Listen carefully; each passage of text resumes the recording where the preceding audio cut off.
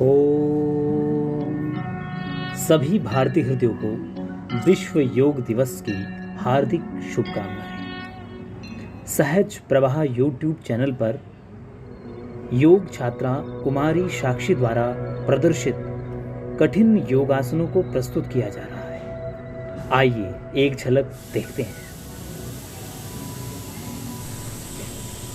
नमस्कार, मैं श्री भीमसेन जैन महाविद्यालय पनवेल में तृतीय वर्ष की छात्रा साक्षी चौधरी अपने योग गुरु सत्येंद्र उपाध्याय जी के निरीक्षण में अपने कुछ आसन प्रस्तुत करने जा रही हूँ।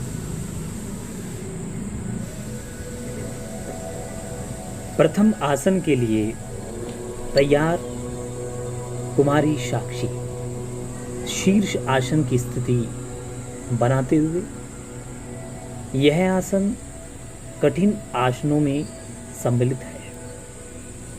इससे मस्तिष्क का विकास होता है। सरदर्द आदि की समस्याओं को भी यह आसन दूर करता है। अगले आसन के लिए अत्यंत इसमें लचक चाहिए होती है शरीर में। यह है आपका पूर्ण धनुरासन। इसे बो पोज भी कहा जाता है। धनुष के समान आकृति पूरे शरीर की तान ली जाती है। इसके पश्चात एक पाद राज कपोत आसन के लिए तैयार। एक पाद राज कपोत आसन अत्यंत क्लिष्ट आसनों में शामिल है।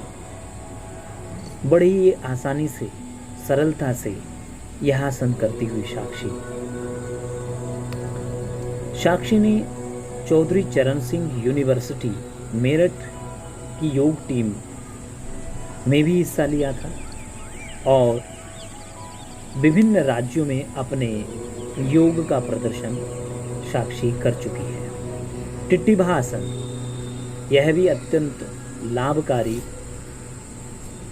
और लचीले शरीर वालों के लिए आसान लेकिन आम जनों के लिए कठिन आसन माना जाता है। योग साधकों को बचपन से ही तैयार करना चाहिए। इसलिए हलासन और हलासन के बाद हलासन का उपासन करते हुए कर्ण पीड़ासन,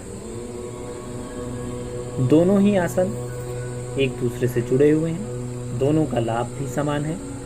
चीनी मारासन हलासन को कहा जाता है। मधुमेह के रोगियों के लिए अत्यंत लाभकारी है।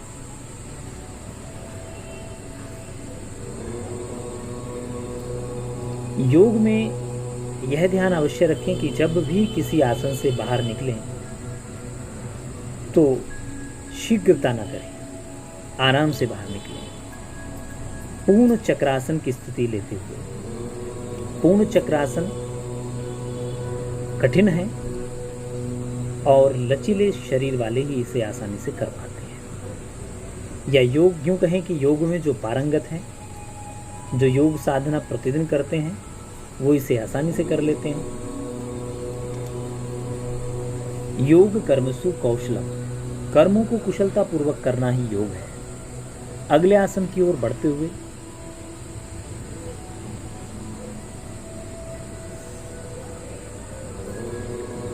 ये आसन है पूर्ण भुजंग आसन। भुजंग कहते हैं सर्प को। जिस प्रकार सर्प अपनी आकृति फुकारते हुए अपनी आकृति बना लेता है, उसी प्रकार मानव शरीर गोलाई में आ जाता है।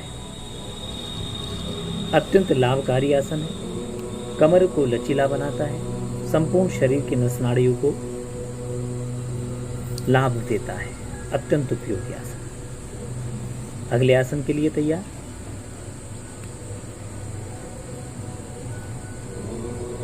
यह भी अत्यंत कठिन आसन, जिसे हम कहेंगे उत्तिष्ठ पाद पद्मासन। उत्तिष्ठ पद्मासन की स्थिति है। हाथों पर ही पद्मासन लगाकर ऐसा स्थिति ली जाती है। अत्यंत कठिन आसन। इसके पश्चात ये भूनमन आसन की स्थिति लेते हुए भूनमन आसन, भूमि को प्रणाम करना और इसमें ये कई तरीके से ये आसन किया जाता है और ये इसका सबसे इसकी चरम अवस्था कही जा सकती है, सबसे अच्छी अवस्था।